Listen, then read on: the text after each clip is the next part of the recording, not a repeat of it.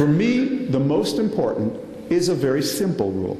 When the world is flat, whatever can be done will be done.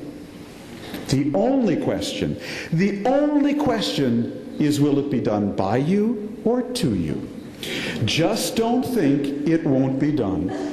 When the world is flat, whatever can be done will be done. The only question is, will it be done by you or to you? Because when this many people have this many distributed tools of connectivity and innovation, if you have a good idea here in Tel Aviv, promise me you will do it, because someone in Toledo or at Tsinghua will have that idea 1 second later when the world gets this flat. And I see this all the time. A year and a half ago, my wife and I were in Peru. We were taking an eco-tour of the rainforest. Our guide, Alfredo Ferreras, wonderful guy, head of ecotourism in Peru, he tells me the story one day. People are always telling me their favorite flat world story. He says, Tom, I've got a friend who's now selling dishware, Peruvian dishware on the internet from a village near Cusco. Oh, I say, wonderful, the world is flat. And then he adds this.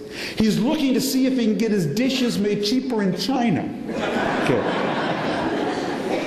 Why not? When the world is flat, you better do it before the villager next to you does it, because whatever can be done will be done.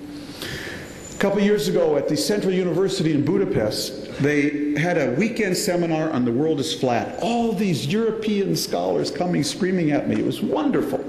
I came over for it. They assigned a driver for me to pick me up at the airport, take me around Budapest for 3 days, and then I left early Sunday morning. He was taking me to the airport. On the way to the airport at 7 a.m., I'm in the back seat, barely awake, barely alive, and he says to me, Mr. Tom, if you have any friends coming to Budapest, please tell them about me. I do tourism and diplomatic driving, business driving. I said, okay, give me your card. How will they contact? He said, no. Just go to my website. I said, you have a website?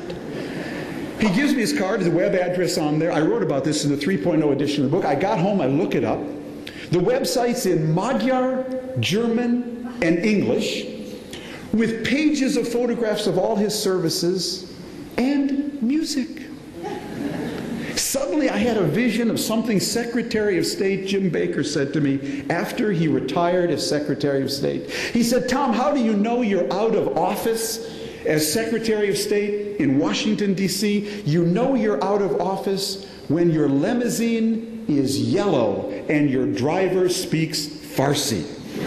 Okay. How do you know you're in a flat world? When your Hungarian cab driver has his own website in Magyar, German, and English with music.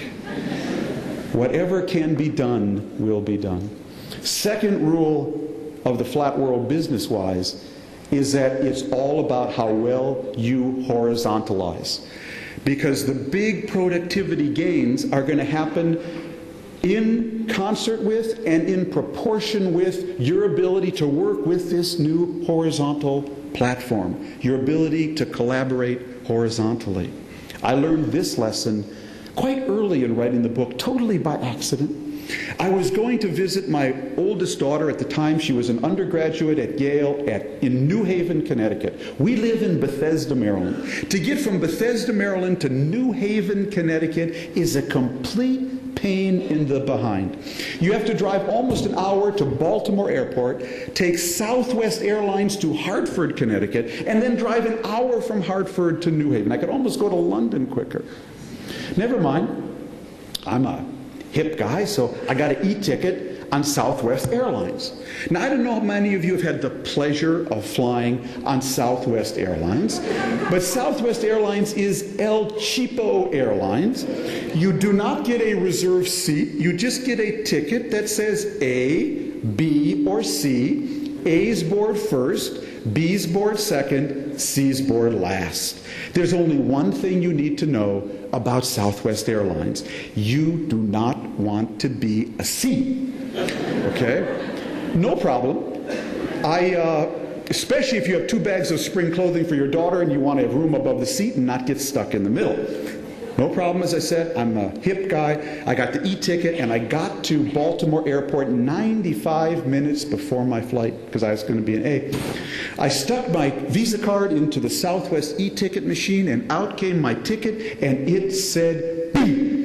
And I said, son of a... This thing is fixed. This is rigged. This is worse than Las Vegas. I'm here 95 minutes before this flight. There is no way I'm a B. Ooh, I was mad. I went and got my Starbucks and bagel and sat in the back of the B line, stewing. Well, 45 minutes went by, and then I saw it. Then I saw it. Almost all the A's seemed to be getting on, carrying what looked to me like just crumpled white home printer paper. As if they had gone online at 12:01 a.m. the night before and downloaded and printed out their own barcode and boarding pass.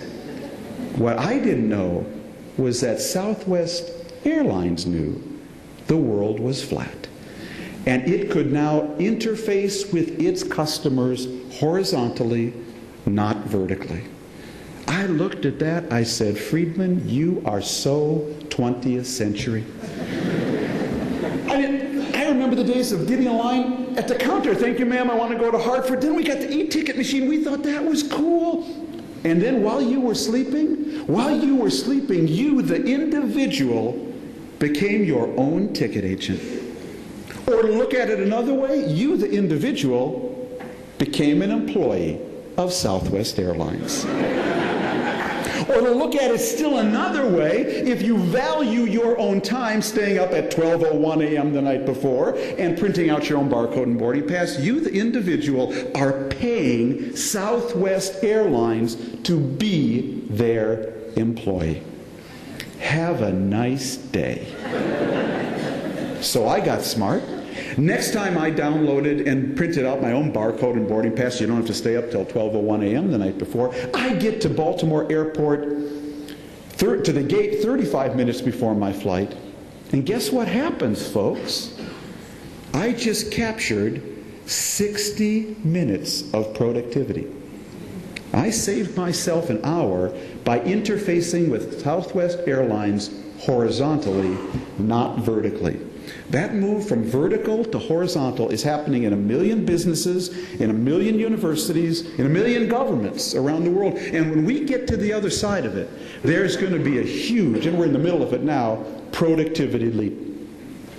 Third rule of the Flat World Business Platform is that the most important competition going forward is no longer going to be between countries and countries, although that's important. The most important economic competition is no longer going to be between companies and companies, although that is still important. In my view, the most important economic competition going forward is between you and your own imagination.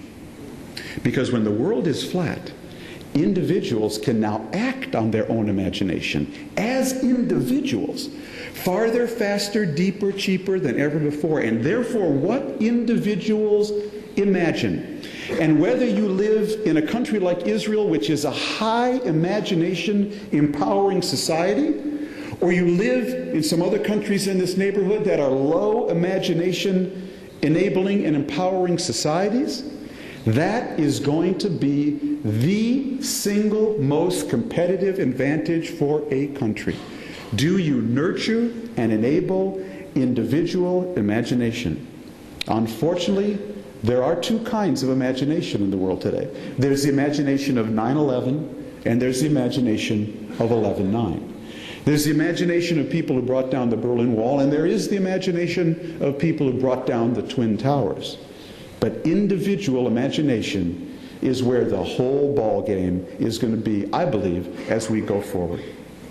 And that leads to the fourth rule, or really what is, I think, central to Giddy's project here. If that is the kind of platform we have, one where we have to horizontalize, we have to enhance imagination, and we have to do whatever can be done, what kind of education, what is it you're trying to nurture here? And I think about this a lot with my own country.